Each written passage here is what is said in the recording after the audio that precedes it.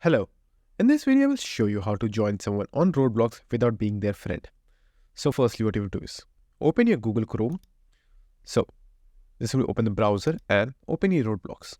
Now just simply search for the friend or whichever person you want to join the game of, and make sure to choose people over here. Then open the person over here.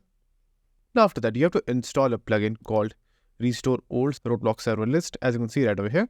So just simply install it and then you will see a pop-up right over here. Now, once you have found the person, copy the username over here and then just simply paste the username right over here. And then this will enable this option right over here. Now, after you've done that, the next step that you have to do is you have to figure out in what game this person is. So for doing that, just simply go to the recent badges and then you have to go through the recent games where the badges were obtained and see if that person is on that game or not. Let me show you an example. So I will open the three first badges over here. And you can see the game right over here.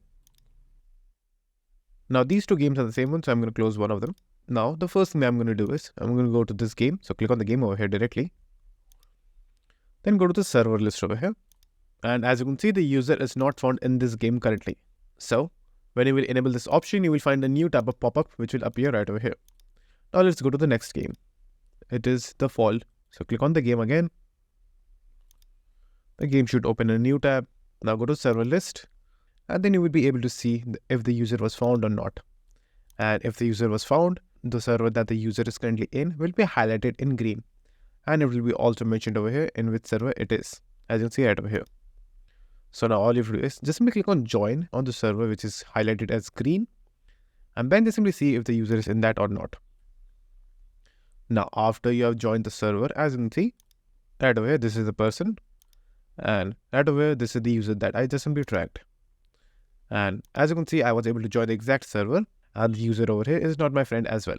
So that's it. And if this video was helpful, please consider subscribing and liking the video.